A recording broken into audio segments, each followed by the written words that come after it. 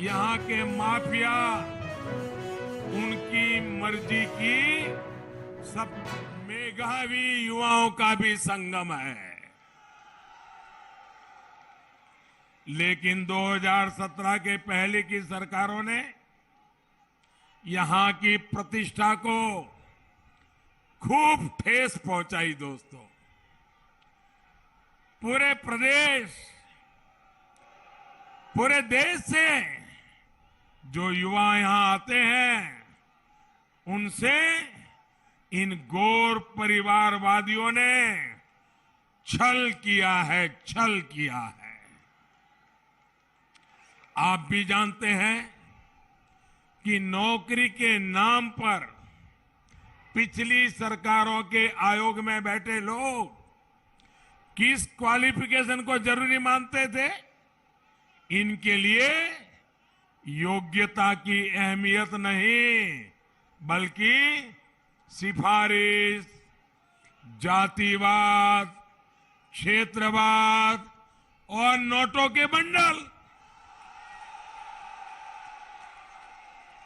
यही सब कुछ था। इन लोगों ने अपने कारोबारियों को आयोगों की जिम्मेदार पदों पर बिठाकर जो खेल खेला, उसने कितनी ही युवाओं की जिंदगियां तबाह कर दी, होनहार युवाओं की। आज ये लोग नौकरी के नाम पर फिर उत्तर प्रदेश के युवाओं को धोखा दे रहे हैं, धोखा। भाइयों बहनों, सच्चाई ये है कि इन लोगों ने अपने 10 साल के शासन में सिर्फ 2 लाख लोगों को सरकारी नौकरी दी, और वो भी भाई भतीजावाद, जातिवाद, पैसों के बंडल। जबकि योगी जी की सरकार ने अपने 5 साल में, उन्होंने 10 साल में 2 लाख, और योगी जी ने 5 साल में 5 लाख नौजवानों को सरकारी नौकरी दी। और ये नौकरियों में भी सिफारिश का रास्ता नहीं, भ्रष्टाचार का रास्ता नहीं, जातिवाद का रास्ता नहीं, भाई भतीजेवाद का रास्ता नहीं, पूरी तरह पारदर्शिता के साथ गरीब के बेटे बेटी को भी रोजगार देने का काम किया। साथियों, हमारी सरकार ने युवाओं की दिक्कत को समझना, उनकी परेशानियों को दूर करने का ईमानदारी से प्रयास किया है। पहले उत्तर प्रदेश में पीसीएस की परीक्षा का सिलेबस और यूपीएससी का सिलेबस अलग अलग होता था, और इसके कारण क्या होता था, छात्र छात्राएं इन दोनों परीक्षाओं की अलग अलग तैयारी करते थे। उन पर बहुत बोझ बढ़ जाता था, बहुत समय लगता था, धन भी बहुत खर्चा होता था।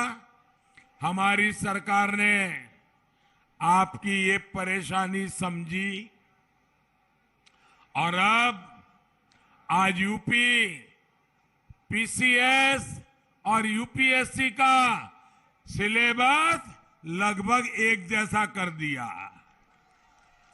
यानी एक ही मेहनत से, उतनी ही मेहनत से आप दोनों परीक्षा की तैयारी करिए, दोनों परीक्षाएं दीजिए, और आप आगे आकर के देश का भविष्य बनाइए।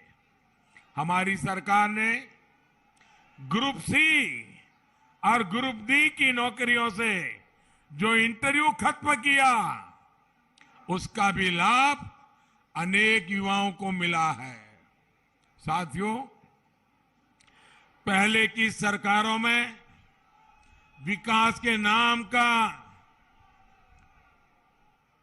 विकास के काम ना होने की एक और बहुत बड़ी वजह थी जातिवाद और भाई भतीजावाद।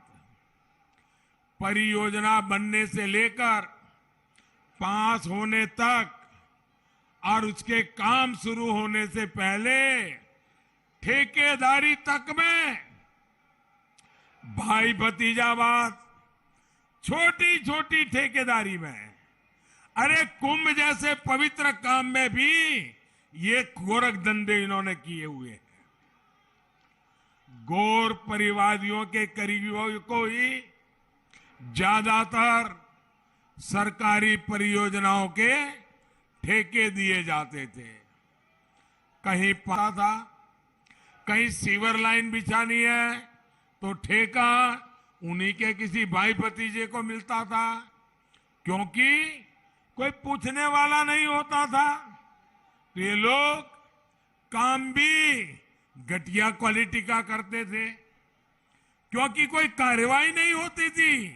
इसलिए ये लोग आधा अधूरा काम करके पूरे के पूरे पैसे लेकर के भाग जाते थे। प्रयागराज ही नहीं, यूपी के मेरे नौजवान मित्रों ध्यान रखिए, यूपी के हर जिले का ऐसा ही हाल है। आधे अधूरे काम छोड़ करके भाग गए और पैसे पूरे लेकर के चले गए। यहां के बाहुबली, यहां के माफिया, उनकी मर्जी की सबसे बड़ी सर्वोपरि उनकी मर्जी हुआ करती थी। इस वजह से कहीं अस्पताल अधूरा, कहीं स्कूल अधूरा, उनके ठेकेदार और दलालों की जेब भर गई तो वे संतुष्ट हो जाते थे।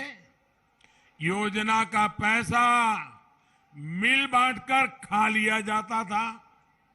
योगी जी की सरकार में आने के बाद माफिया का क्या हुआ?